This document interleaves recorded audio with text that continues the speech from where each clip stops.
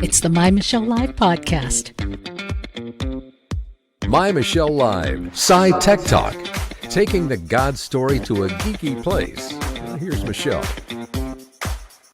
Hey, I'm Michelle Mendoza, and we are going to be talking about life today on our Science and Technology Tuesday. Get ready. So really, what is life? Check this out.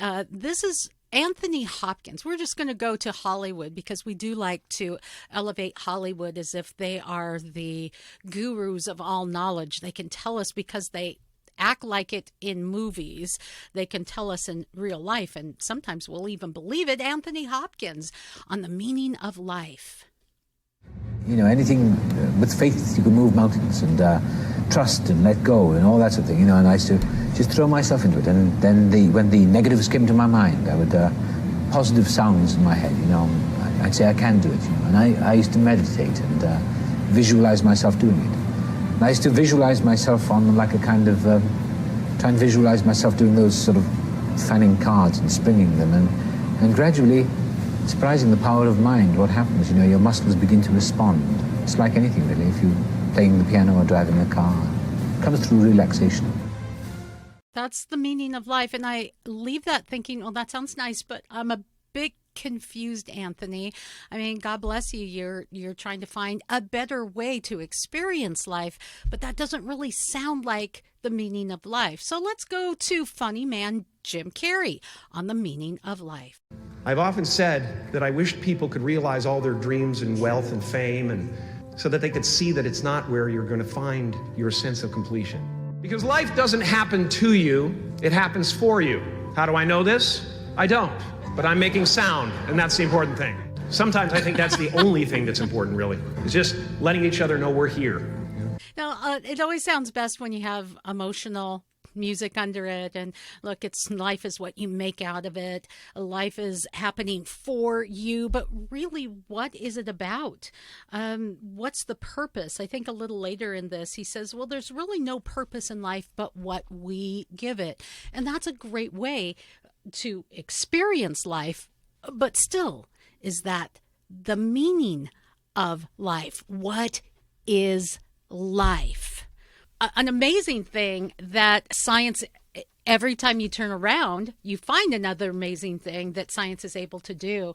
But in those discoveries, in those whoa, aha moments, you can also see a deeper story. And we're going to be looking for the God story together. And in the midst of it, hopefully give you reasons to believe. And now, Reasons to Believe. So welcome with me, Dr. Fuzz Rana, Vice President of Research and Apologetics at Reasons to Believe. Fuzz is the author of some amazing books. And I tell this story all the time because sometimes we have new listeners, but I was at a science conference of Christian scientists, and I was sitting under one of his teachings, and it was if you've not worked out for a while, imagine going to a gym and suddenly you're with a Olympic training team and you're like trying to keep up. I'm in this conference and I am probably 5 sentences behind. I'm pretty impressed that I could even be there as we're talking about something, as Fuzz was talking about something, I don't even remember what it was, but dealing with molecular biology. Now, I say that because, Fuzz, you also write a host of books like Who Was Adam? Creating Life in the Lab, Humans 2.0, which is so fascinating. A few of those books are going to fit into our topic today. But you are able to not only wax poetic and go over the heads of most mortals, but you also have a way of relating and writing deep things in science that make us all understand it, but also understand a deeper story. And that's part of what you all do at Reasons to Believe. Dr. Fuzz Rana, my old friend, thanks for joining us today, buddy. Michelle, thanks for having me again. It's always fun to hang out with you. Oh, absolutely. And this week, we're taking on a story that to me is fascinating because it's talking about growing artificial cells that behave and divide like natural cells, and the implications. Think about that as you're listening or watching right now, the implications of that. If we can create cells, man-made cells, essentially, can we create man-made life? Can you? And you wrote a book on this, Creating Life in the Lab. You've also written the book, more recently, Humans 2.0, which has an interesting little diddly from a talk show host in Seattle in the beginning. Never mind. But you wrote that book as well, which kind of takes that creating life in the lab to the next level of, are we going to be able to transmigrate into humans 2.0? Can we not only create a new life, but can we meld that with who we are now and become some cybernetic, futuristic, superhero race? So much to take on. Fuzz, can we just talk about what this story is? Yeah. Well, what you're making reference to, Michelle, is the fact that as biochemists, as life scientists, we are developing such a fundamental understanding of how life works. Okay. And we also simultaneously are developing very powerful tools that allow us to manipulate living systems to the point that we are looking at taking control, quote unquote, of the evolution of life on Earth, including our own evolution as human beings, where we are looking to try to evolve human beings by melding technology with us to create, the post-human species. Or we're looking at going in the lab and being able to engineer novel, non-natural, synthetic life forms of our own design. And this raises, of course, all kinds of very interesting questions, scientifically speaking. It opens up opportunities for incredible technology, but it raises unbelievably profound questions that have ethical and philosophical and theological implications. And it even raises questions about what is our place as human beings in the cosmos. Some of the implications of this story, and maybe we should just spell out this story first of all, are amazing medically, the things it can do for people. And, I think, correct me if I'm wrong, but I think oftentimes these kinds of discoveries come from two places. One, can we? And two, what can we do with it? From a place of betterment for all of the things that we can do.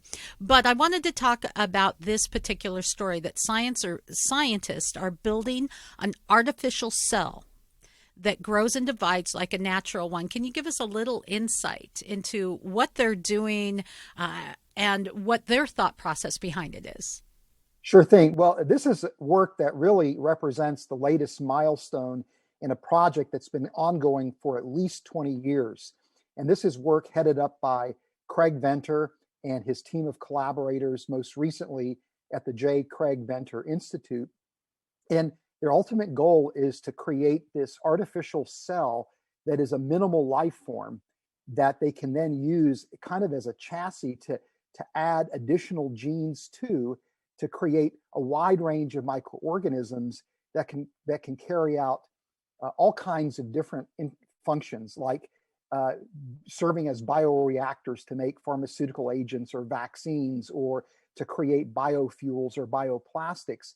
And so they really see this as the next revolution in technology, ushering us into what we might call the synthetic biology age. And so that work that's being reported is their latest, milestone in terms of creating this artificial minimal cell. And they really are very close to achieving what they set out to do 20 years ago. Oof. So the behavior of these cells mimic what happens in real life by natural biological cells, correct? So yes, that's exactly right. Yes. They divide. So are they alive? I think they actually are alive. And part of the reason I say that is because of the way that Craig Venter went about doing this. So instead of starting from the bottom up, where he adds chemicals to create a chemical super system that begins to assume the properties of life. He's approached it through what's called a top-down approach, where he and his team have identified what they believe to be the minimum genome, which means the minimum set of genes that would be necessary for an organism to actually exist as a bona fide life form. And they discovered that it takes about 400 to 450 different genes in order for life to be possible. And so if you think of a genome as the set of instructions, the genes are portions of those instructions that specify the production of proteins, which are machines inside the cell that carry out certain operations. And so when you say that there's a minimum genome of 450 genes, it means that you need about 450 individual distinct proteins that are working together to carry out all the operations needed for an organism to exist as a life form. And through that process, we've discovered that you have to have the mechanisms in place to replicate that genetic information. You have to have the machinery in place to build proteins. You have to be able to build the cell envelope and maintain it, and then be able to harvest energy from the environment. And so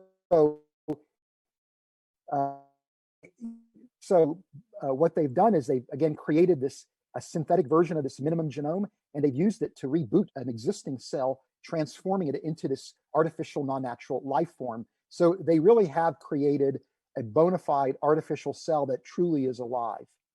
Okay. So I guess that goes back to some of the opining that you did in your book. What was it, 10 years ago? Forgive me if I don't remember right, Creating Life in the Lab. That's right. Yeah. In fact, I talk about the work that Craig Venter had done up to that point in the process of trying to create an artificial cell. So in the contravening 10 years, he and his team have made significant strides towards actually creating this minimal cell. All right. And we're looking at a time where it's almost as though we're climbing on top of the Tower of Babel and saying, hey, we can do anything, right? It seems like there is no limit to what man can do. So you are literally saying that man created life. So we're the new gods? Whoa, what's going on here?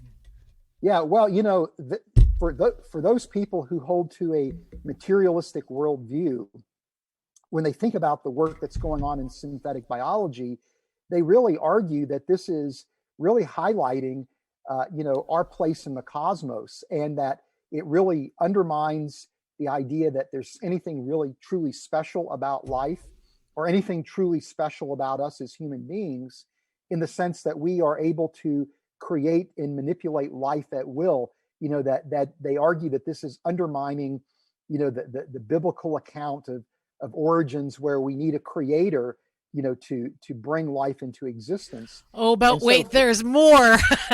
I mean, that sounds like a reasonable argument. I mean, truly, because come on, we're essentially making life, albeit it's a little blobby cell. You're not creating a pastrami sandwich or anything, and so don't go bragging quite yet. I mean, it is cool and all, but there is seriously more to the story. Look how excited she is, because it doesn't take a molecular biologist. It could just be a girl like me to say, well, wait a minute, they created this life in the lab. Doesn't that require a bit of intelligence? And by nature, wouldn't that be, I don't know, intelligent design? Yeah, well, you're extremely perceptive. And that was essentially the point of the book, Creating Life in the Lab, was that, even though I've heard a large number of origin of life researchers say, look, if we can create even a simple cell in the lab, that means that it's all that much more likely that chemical evolution could happen, because there's nothing truly special about life.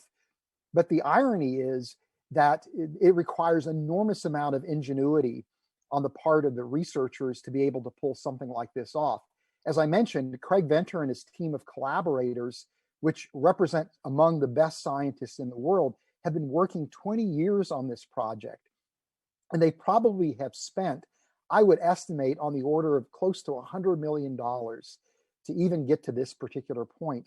And there's Nobel laureates that have collaborated with Craig Venter throughout this process. And when as a biochemist, when I look at what they've done, it is really science at its very best. The level of ingenuity that they bring to the table is just absolutely remarkable. There's so much, they're so clever in how they develop the strategy that they've executed to try to create this minimal cell. And then it requires, and they're relying on really a couple of centuries of accrued scientific knowledge. And then it's, again, highly skilled scientists working on detailed protocols in the lab, performing careful manipulations under precisely controlled conditions to pull this off. So what they've done is, ironically, as you pointed out, demonstrated intelligent agency is necessary to bring about the creation of life. And so instead of undermining the biblical story, they really are strengthening the biblical account of origins. Really, you can just logically say, in a nutshell, what are the chances that a couple of scientists just went out, got a few beers, spilt those beers, knocked over their garlic aioli as they're, dipping their fries, and went, oh my gosh, we created life? That's really what we're saying, in essence, when we look at a completely materialistic view of the universe. But just like this tiny cell, the likelihood of creating it without intelligence is just, not happening. So I get that. But the other step is understanding a bit of what they did discover. I mean, they're able to break down this life, this cell rather, in a pretty minimal way. And this is let's talk about what this cell is and what it isn't. Yeah.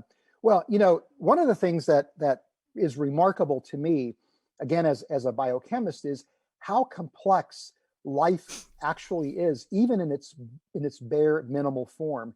This organism, which again consists of a minimum genome that is producing just the core biochemical systems needed for that entity to again exist as a bona fide life form. Even though it's a minimal cell, it's unbelievably complex. And we still don't fully understand everything that's going on in this minimal cell. They've identified what they believe to be the minimum genes that are necessary, but a third of those genes, they have no idea what they actually are doing in the cell. They know that they are essential, but they don't even know what they're doing. And when they created the first version of this synthetic minimal cell, and that work was published in 2016, when the cell divided, it was producing all these really bizarre, unusual shapes. And they discovered that they needed an additional 20 genes that, again, they're not fully sure what these genes are actually doing in order for the cells to replicate and form regular spherical shapes. So even though they've identified this minimum genome, we still don't understand everything that is necessary for life in its minimal form. And so the complexity is astounding, and it's hard to envision how something like that could have evolved through chemical evolution when you think about how absolutely complex minimum life is. That's what I wanted to get to as you're talking. I'm thinking, now wait a minute. If, let's just say, for the sake of argument, there is some entity, that there is some kind of designer up there, what does that say about their level of intellect, that we don't have weird shaped blobs that just didn't make the cut still floating around somewhere, that there wasn't just a hit and miss and a little trial and error, and let's see what we can, oh yeah, that didn't turn out so well. That's no Fuzz Rana right there. Let's just try again, right? Yeah, and in many respects, even though they're referring to this as a minimal cell, that really is a misnomer, because these organisms these minimal cells, I should say, have to grow under highly specialized laboratory conditions where the researchers have created this growth medium that's supplying all of these nutrients that cells that could exist independently in the environment actually are able to produce. Okay. And so it's really a misnomer to say that this is really the minimum requirements for life, because they are essentially short-circuiting a number of biochemical operations that are critical for organisms to exist independently. So we know from surveying the genomes of organisms that can live independently in the environment that the minimum gene set for those types of organisms is somewhere between 1,500 and 2,500 genes, depending upon the particular environment that that organism is living in. So what they've produced is really not truly minimum life. And so minimum life is even more complex than what they've made in the lab. Oh my gosh. But it is astounding. What they've been able to do is astounding. But as you point out, if it's not even minimal of life, I think it's important to point out, because you know that the headlines in media are going to be, scientists have solved the problem of creating life. You know, we just do. We're sensationalists, but that's not really what's going on here. We can say scientists have created life and it creates all of these imageries, but then we dial it back and go, okay, here's what's really going on. Yeah. I think, and this work is some of the most powerful evidence that we can bring to bear for a necessary role that a creator must play in the origin of life. And so again, what I like about this work towards that end is we're not arguing that things appear to be designed because they look like they're designed, or we're not arguing that evolution can't explain it, therefore it's designed. But rather what we're saying is, empirically, we know what it takes to pull something like this off. An intelligent agency is a necessary, contributing factor to this work. And if that's the case, then why would we think intelligent agency wouldn't be needed if life is emerging on the surface of the earth? Let's talk about this on a practical standpoint, some of the extreme benefits. And, well, I think you and I have watched a few sci-fi movies. We could probably imagine some of the dangers, but we can talk about those too. Yeah, well, in many respects, I'm very excited about what this work represents in terms of the next wave of technology, because the grand vision of people that are working in synthetic biology in their best moments is to envision creating these bioreactors that can take relatively inexpensive materials like carbon dioxide and ammonia and things like that, and feed them to microorganisms that can convert them into highly valuable products like medicines and vaccines and bioplastics and biofuels. And this technology is going to be produced through green processes. Some people even envision creating microorganisms that could remediate the pollution in the environment. And so this is really very exciting stuff that really is ushering in some exciting possibilities for the future in terms of what this technology could deliver. But on the other hand, this is also very frightening stuff, because we are right now having conversations about what is the origin of the SARS-2 coronavirus. Was it something that leaked out of a lab, right? Oh my. Well, that's right. Yeah. And so that's the concern that I think people have, is that, this is very powerful technology, but what if one of these synthetic, microorganisms gets out of the lab or out of the factory and winds up in the environment and suddenly does things that we would never have expected? The amount of damage could be really quite concerning. And of course there are people that think about strategic defense and things like that are deeply concerned about the work in synthetic biology, because they believe it may be laying out a roadmap for bioterrorists. Oh, there you go. Right. And so there's some very significant concerns connected to this technology. Do you think that technology could help me with these allergies? Because this is a little different. We've been on radio together for many years, and you're watching me here. But yeah, there are some really wonderful things, but yeah, of course there are some scary things. And in that, are we not essentially flirting with the possibility of playing God? Yeah. Well, that's the when people ask the question, should we play God? My response is always, well, I don't think we have much of a choice as human beings who are made in God's image, because we have to play God because we're made in God's image. And so I think the work that we see in synthetic biology really highlights the fact that we are image bearers. It provides, support for the fact that we are exceptional as human beings. There's no other creature that has ever lived that has ever been able to produce this kind of technology and this kind of capability. And I think we are able to do it uniquely as human beings because we bear God's image. But the real question is, are we trying to take God's place when we do this kind of work? And I think there are many scientists that are doing this work with with noble intent. But there are other people who really do see this work as justifying taking God's place. And that's when I think we really are concerned. And so instead of asking the question, should we play God? I think a better question might be, are we trying to take God's place? And, this is where the Christian worldview becomes so important, because we have a realistic perspective on who we are as human beings. Yes, indeed, we are exceptional. We're image bearers. We're capable of incredible achievements that are positive and that are good.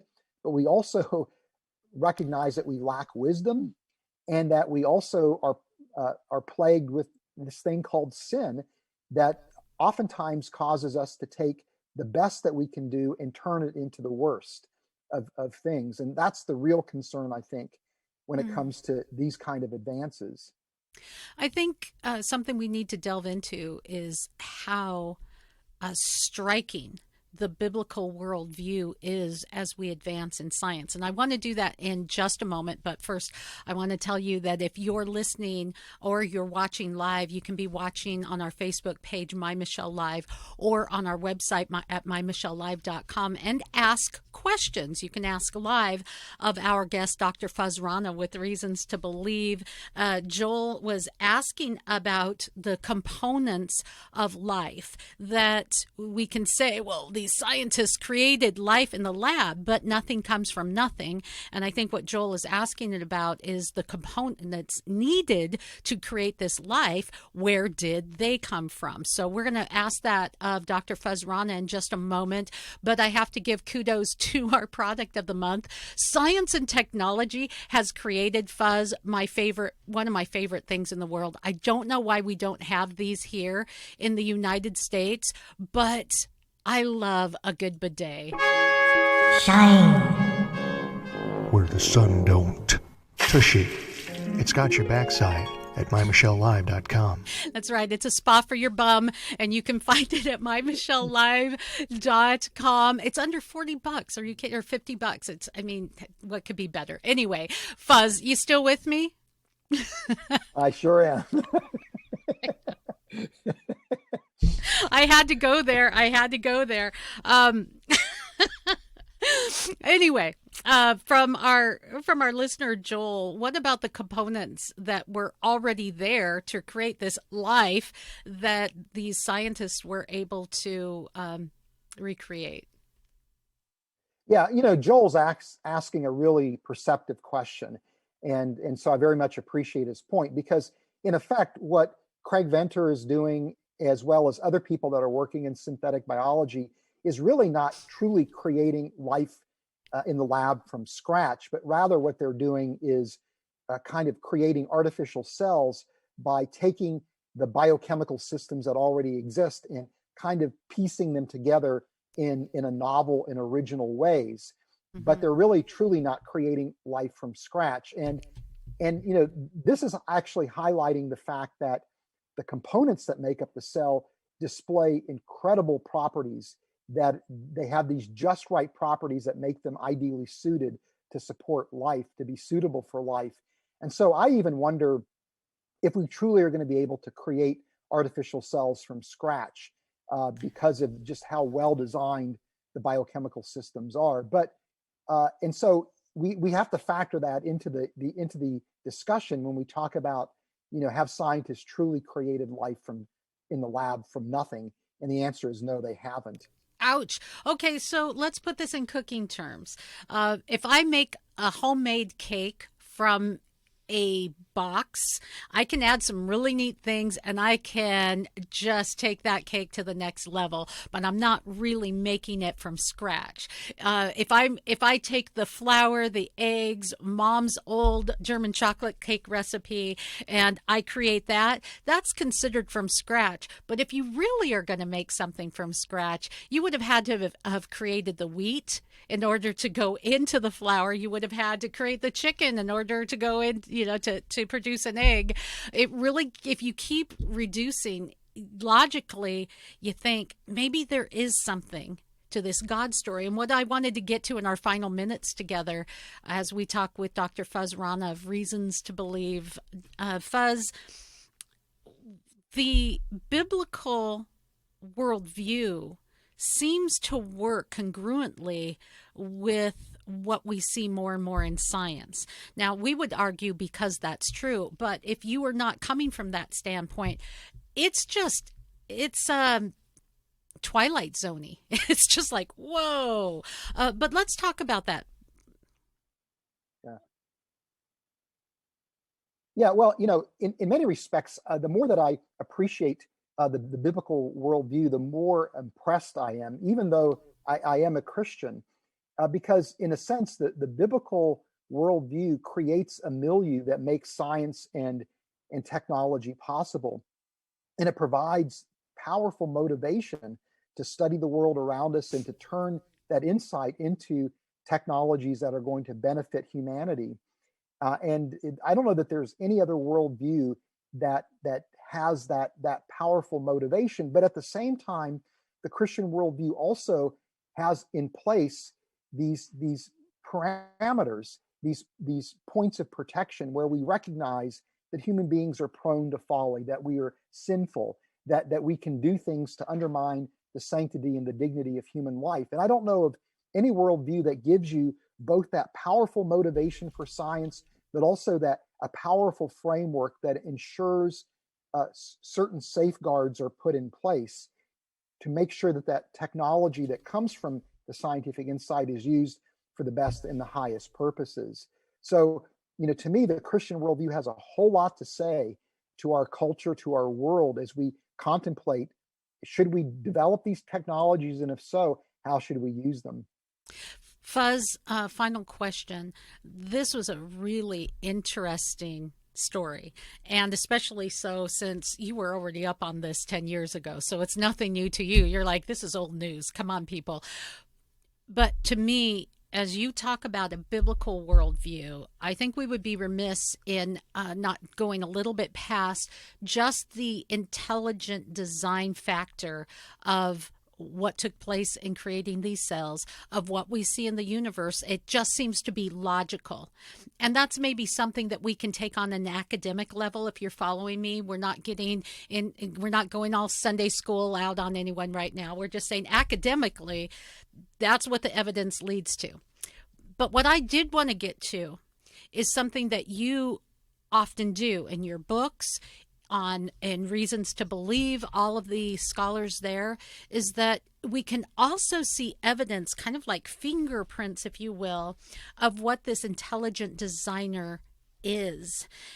And I wanted to just get your thoughts on that, because as a molecular biologist, you see those fingerprints in the extraordinary creation on tiny, tiny levels. Yeah. Well, to me, when, you ask the question, who is responsible for the design that we see in the universe, if you bring to bear what we've learned from astronomy as well as what we learned in biology, I think it really narrows that designer to some entity that would be like the God of the Bible. astronomy indicates that this creator must be transcendent, must exist outside the universe and be powerful enough to bring the universe into existence. And when we see design in the universe, design in living systems, that design indicates it's coming from a person that has purpose, and that everything that we see is designed for a purpose. And that purpose increasingly looks like it's the advent of humanity. And so the fact that we, again, see designs in biochemistry that are so similar to the designs that we produce as human beings suggest that there is a resonance between our mind as human designers and the design produced by this, transcendent being. And to me, this fits the biblical view of who human beings are, but it also fits the biblical view of who God is. And it tells us that this God has made us for a purpose. And, to me, what's mind-boggling is that purpose is for us to know him and to be in a relationship with him through the person of Christ. What an amazing thing for me as a scientist to think that the fingerprints I see for that creator are just pointing to the fact that I can have a relationship with the God that brought all this into existence that I marvel at. So we've gone from just a little cell to absolute purpose in our lives, a hope in the midst of all of this craziness. That's something amazing. And that's kind of why I love taking on science and technology on My Michelle Live, because it really does lead us back to the God story. And excuse me for just a moment. I'm going to grab one of your books off my shelf. This is Humans 2.0. A great book that you might want to pick up. I was going to try to find Creating Life in the Lab. Oh, I have that one too. These are some of my favorite books. That's why they're so easy to grab. That's another one of Dr. Rana's books. I'm not there reading romance novels, people. These are the books. In fact, oh my goodness, was it like 4 years ago I came down to see you all there at the headquarters of Reasons to Believe in Southern California. These folks were so amazing. They had a beautiful spread there. I got to sit down with these brilliant minds of the scholars there, and then they took me to their bookstore and said, pick something out, anything you want. Dude, I was like a kid in a candy store. I'm like, my eyes were this big. And I'm thinking to myself, don't be greedy. But no, seriously, the books you can find them at reasons.org. You can go through a link on My Michelle Live. I am telling you, having a better understanding in a logical way of the universe and of science, that's what they're all about, and I love it. And it always comes back to the God story, and that's why we are such good friends, right? Yeah. It's so much fun to have you, Fuzz. It really is. Thanks for making time for us today. Oh, my pleasure. Again, I always enjoy talking with you, Michelle. So thanks for being so welcoming. Big hi to everyone there, all right? Love those guys there. Try not to dance. More SciTech Talk at mymichellelive.com.